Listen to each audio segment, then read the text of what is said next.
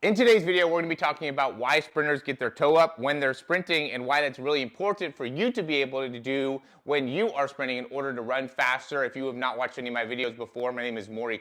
I do videos just like this all the time talking about sprinting mechanics, how you can run faster. I work with athletes in being able to run the faster 40, faster 60, 100, overall sprinting speed, as well as just regular athletes just trying to work on their running form. I do think it's important to understand when you are sprinting some of the guidelines that are important when it comes to the toe height, the foot height, and today we're going to be talking about really 5 things that I think are really important about the foot strike and why sprinters are doing this and getting their toe up when they're sprinting. We'll go over some drills, we'll go over some exercises to help you in being able to improve. So you should have a ton of information of not only the why behind it, but also how you can start to be able to improve it within your own sprinting at the end of this video. I'm in front of the curved treadmill. A lot of times I do videos in front of like my green screen. Every once in a while I've been doing videos out here. I think that it's important to replicate the toe strike the best that you can, and I think the curved treadmill is the best way to do this. I'm making this video because I've seen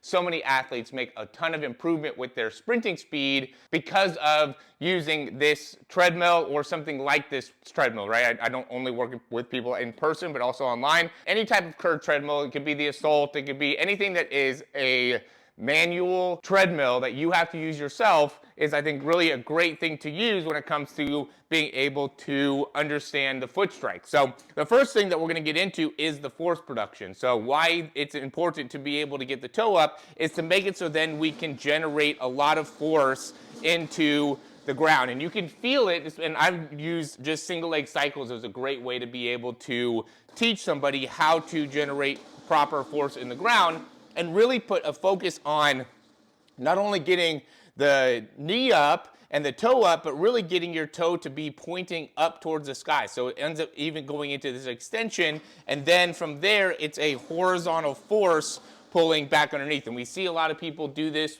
that are high-level sprinters, and if you don't have a curved treadmill, but you can still do this here, I would just say it's important to understand that it's a strike into the ground, so you want to be able to generate some force down, and you need to be able to work on understanding how to generate that force down into the ground. This is a drill and exercise that you can implement right away that will make it so you can run faster. Another thing is the knee height. I kind of went into it a little bit in the intro there, is as you are getting into your front side mechanics, as your leg's coming through, people that are not able to get their toe up very high also don't get their knee very high. So it's almost natural for me as my leg is coming through, if I'm lifting my toe, to also get better knee height, which is going to increase my front side mechanics or improve my front side mechanics. So if you see somebody that's not getting very much height, or you are coaching an athlete or a kid and they're not getting very much knee height, a lot of times it's because of a lack of control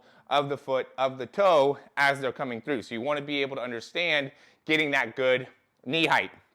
A natural thing that's going to end up happening is you'll end up getting better distance per step as you can get better with the front side mechanics. And a big part that you want to be able to work on top of the knee height is going to be how we're landing with that foot underneath. So in order to increase distance per step, we have to be landing with that leg fairly straight, either here or slightly in front of us. When people are not covering ground well, a lot of times they're landing with the knee a little bit more in a bent position. Another thing is going to be foot contact time. So the more we can control the foot strike and be very initiate the foot strike and not react to the foot strike, right? That even goes into number 5. These are kind of combined together, but you want to understand that when the foot is hitting the ground, we want to be initiating that with your foot, with the ankle. We don't want to just be landing and then responding. So you see all the top sprinters run, what they're doing is they are making contact with the ground. They're not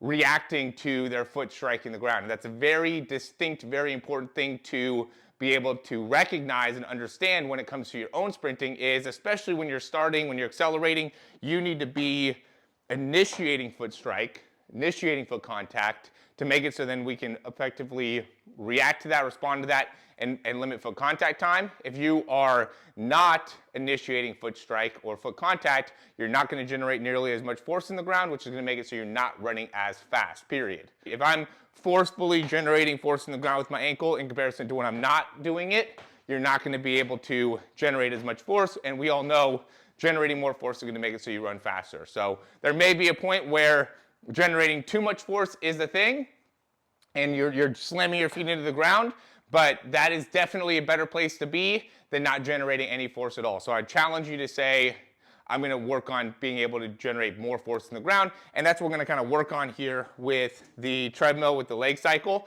And I'm going to give an example of somebody that is really not generating very much force in the ground and not utilizing the foot strike. And what should really stand out is going to be how I'm getting my knee up, how I'm getting my toe up on the front side, and then how that's translating into my foot strike.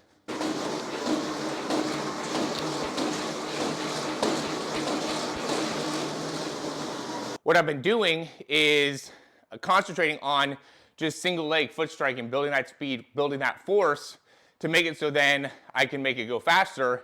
And I've seen a direct correlation to that, making it so then I'm running faster. So that was only 20 miles an hour there, but I'll get up to like 22, 23. And I've just been able to understand, you can feel it, how to strike the ground. This is even what my clients have been saying, is it just helps in being able to understand how to more effectively strike the ground to make it so then you can improve your speed. Now, if you have access to a curved treadmill, I would start using it and just do the single leg cycles to make it so you could build that speed, try to get into the 21, 22 miles an hour and focus on the front side to be able to really initiate that foot strike and then be quick with the turnover.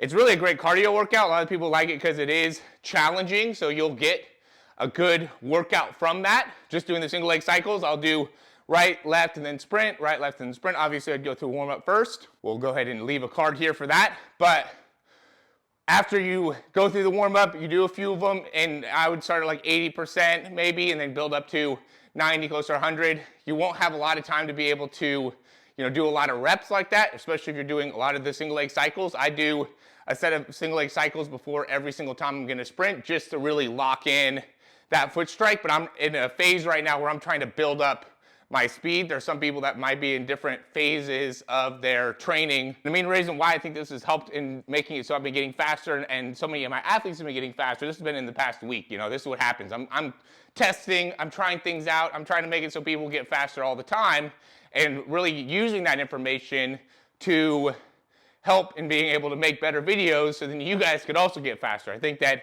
I can only influence so many people on a day-to-day basis when it comes to improving the speed. To have a bigger impact is making these videos, and I think the better I can understand it, then I can explain it better. And if I can explain it better, then not only will you benefit, but I think also I benefit, my clients benefit, everybody benefits when it's all very clear and very easy to utilize into your sprinting. Again, you don't have this, you could just use the ground to be able to work on it. I would still say that if you are struggling, right, like one of the things that I want to put a big focus on here going into this off season for football and the 40-yard dash and the 40-yard dash program and making it so people can run faster with that online. If you guys want to check it out, I'll have a link down in the description down below. It's going to be the force production and the rate of force. I think that it's a key differentiator that I can apply to my training or the training of athletes,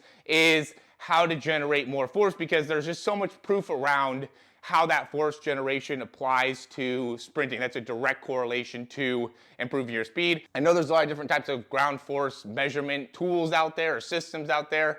You don't necessarily have to have that access, in my opinion, to make it so you can still just feel yourself getting better with your force production by working on some drills, some wall drills, some things that are really isolating the foot contact.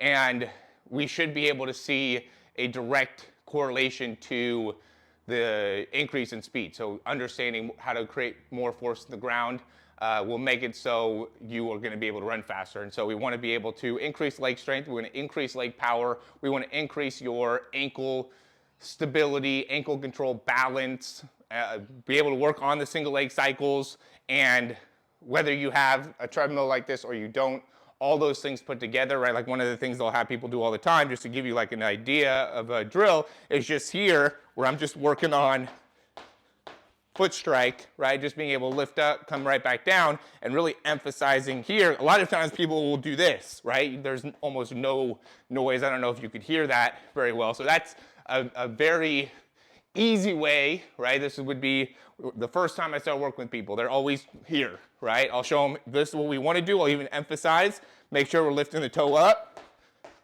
to really emphasize that foot strike.